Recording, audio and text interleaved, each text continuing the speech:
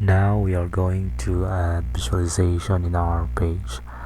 So we're going to use Highcharts JS. So it's a plugin that we can use to display graphs. So there's an example. I'm just going to grab the scripts that they use. So I'm going to put it here, and then let's refresh.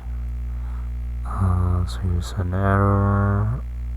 So let's just remove that one. So here let's grab the HTML elements, paste inside. Let's add margin, and then here let's grab so here let's just create the function. Let's call it visualize, and the inside is a script that renders the chart. So let's just grab the JS code and put it inside the function. So here let's refresh. Nothing works. So let's try our code visualize. Let's call the function. Refresh. So here's an error. Highchart is not defined. So let's move this to the top of our script, and here let's just move this below. Refresh. As you can see, we have the chart. So I'm just going to remove some of these configurations.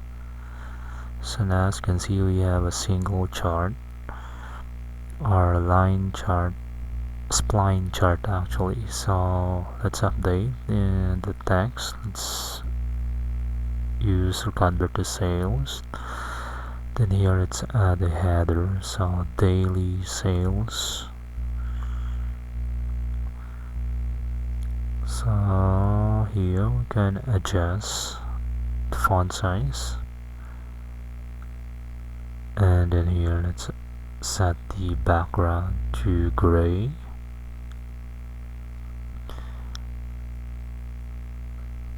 And then let's add the padding in the left.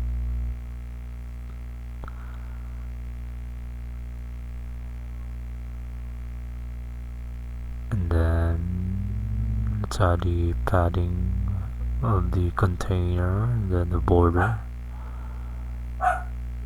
Now what we're going to do next is let's add a class to this one. So let's call them, or let's call it widget second. Then here let's grab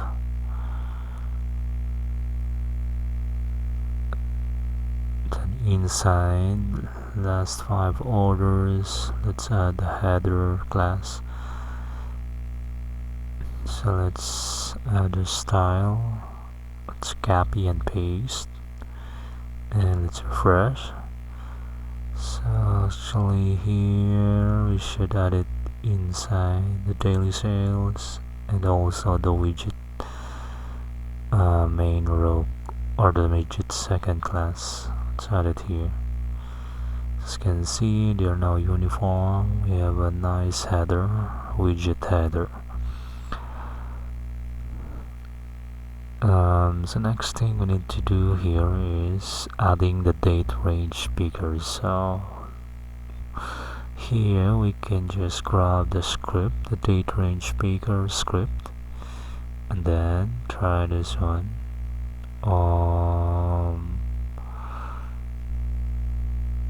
But before that, let's add the function first.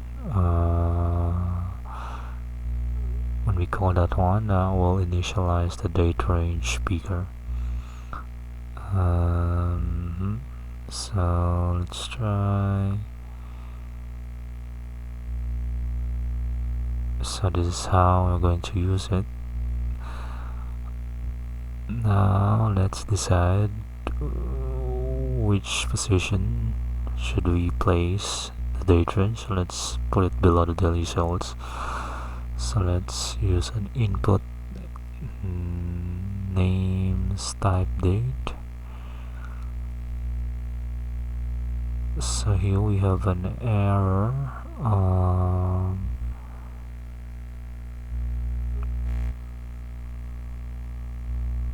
Just move that below, then here name dates. Not sure what's the issue.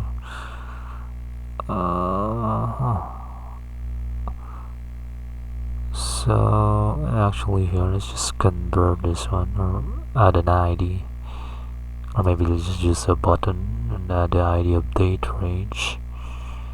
As you can see here, we have, so let's add a class, so it will have a nice style.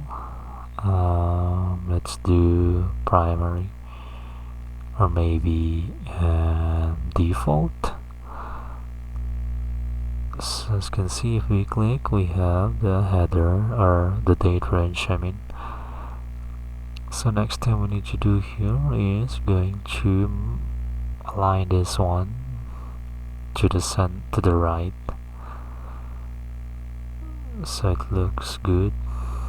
Very nice. So once we click on the date, we apply, then the graph will also be updated, so based on the date range that we select. Now let's update some styles to our graphs, especially the font size. You can see it is very small. So let's go back to our dashboard.php page. So here let's add this style inside the x-axis. So let's improve the x-axis, the labels property. Let's set the font size to 15 and color is red. So let's remove the style, but set the font size to 14px. Looks good. Next is for the y-axis. Let's add a style. Set the font size to 13px. Then for the tooltip, we'll add this one, the header format. So as you can see, it has bigger month in the tooltip.